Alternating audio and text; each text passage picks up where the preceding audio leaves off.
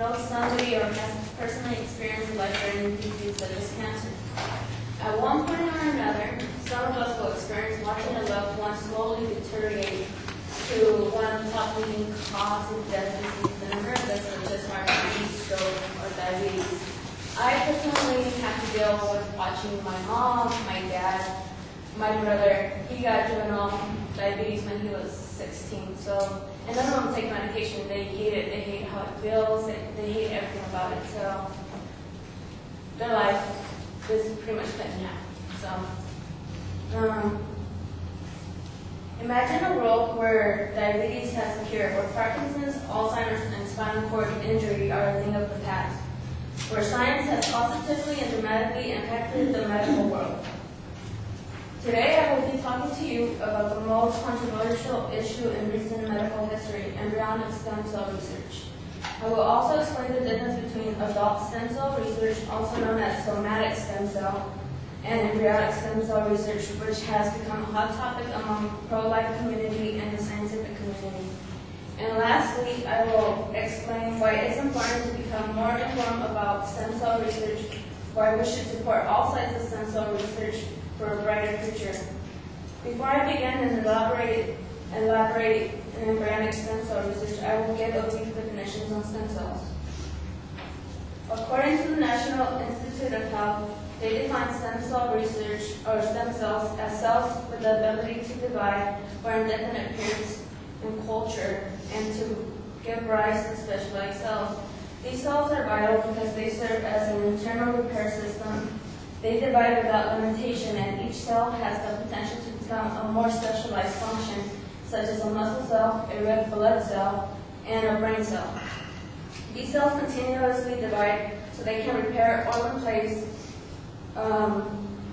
damaged tissue. Now that we know what a stem cell is, we will go into embryonic stem cell research and its controversy. EmbryonicStemCellResearch.org defines embryonic stem cells as cells that have been taken from an embryo, which is, of course, a fertilized egg and the very beginning of a life form. Embryonic stem cells have not yet been differentiated, meaning they have not been designated as being a tissue muscle, a nerve ending, or a muscle mass. In short, embryonic stem cells can be turned into any cell the body needs. Because the diseases and ailments mean the destruction of cells, being able to produce new cells of anything needed is a huge advantage for the medical world. Unfortunately, embryonic stem cell research is met with negative feedback. Some argue that sacrificing an embryo to gain a stem cell is murder. People actually believe that from the moment of conception, the embryo is a human being, even though it hasn't developed any of the characteristics of a living human. It's a cluster of cells.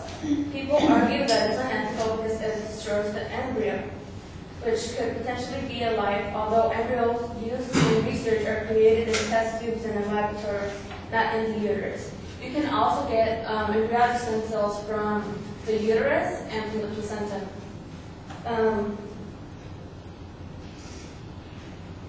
Embryonic stem cell research is fairly new, but scientists believe that it can possibly clear cancers of various types, Parkinson's disease, Alzheimer's, heart disease, strokes, diabetes, various birth defects, and spinal cord injury.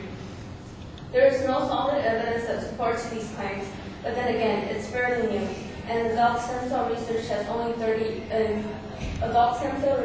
30-year head start. ABC News reports that in August 2006, a car accident paralyzed the former East Texas Police Lieutenant Ricky Turner. Doctors said that he would never be able to move again from the neck down. 2 years later, after spending a month in China at Hangzhou Hospital, Ricky's medical team injected into his spine adult stem cells that, along with therapy and the faith of God, helped him to move again. This evidence supports adult stem cell research. According to CNN, former President George Bush said he was against destroying a life to save a life. On August 9, 2001, he created a policy limiting federal funding for research involving human embryonic stem cells. This limited many scientists to continue their search. Unfortunately, we lost many good scientists that moved to different countries that supported government funding for embryonic cell research. On March 11, 2009, a wise president known as Barack Obama signed an executive order revoking the previous policy George Bush instated. Now that scientists have federal funding for responsible scientific research involving human stem cells, it puts the U.S. back in the race to find cures and therapies using these cells. Adult stem cells are limited to what they can do. They can only generate cells from its original tissue.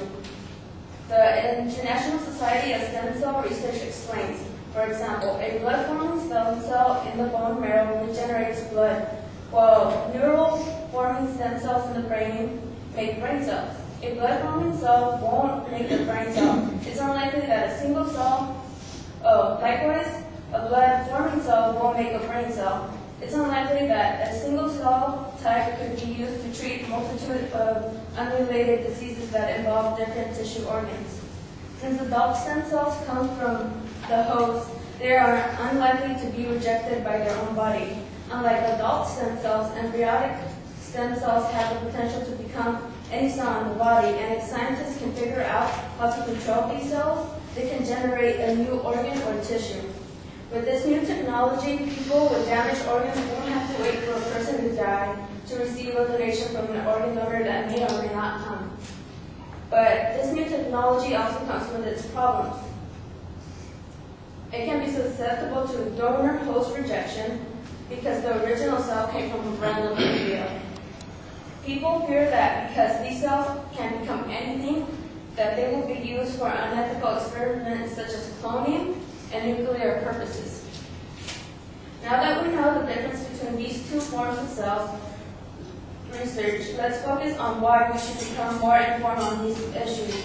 We have an obligation to be aware of what's going on in the world today, because it affects our future generations. In America, we have the privilege to vote for or against an issue we support or we are against. Before voting against an issue such as embryonic research, it is our responsibility to inform ourselves as to why we're against it or for it. We also have to realize that our decisions and our choices affect our country as a whole. Banning stem cell research will not only make us a better country because we have good morals, it will only set us back against competing countries such as China. If this country is going to move forward and become number one again, we must take risks. Ralph Waldo Emerson once said, "There is a persuasion in the soul of a man that he is here for a cause, that he was put down in this place by the Creator to do the work for which he inspires him. Thus, he is an overwatch for all antagonists that could combine against him. Making a responsible decision such as supporting stem cell research in all its forms will put us ahead of the competition.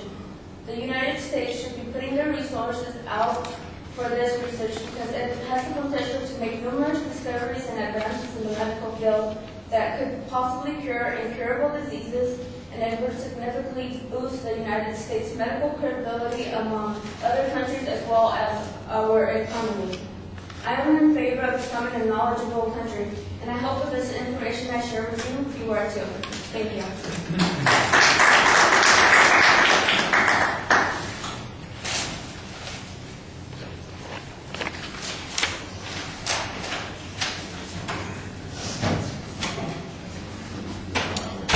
Yara, you here? You got comments? Yeah, I'll start with the bad and then talk about the good. I felt like you were glued to your script, you seemed nervous, and I think that's why you were reading it out, even though it seemed that you gave it a lot of effort into it. I can see your hands were shaking, but overall it was a really good, you did really good research, you addressed the problems and how the benefits outweigh the problems, and your persuasiveness was really good, but I think we should have worked more on your presentation and maybe do some of the techniques he told us about to relax. Yeah, relax. But it was good research. Thank you.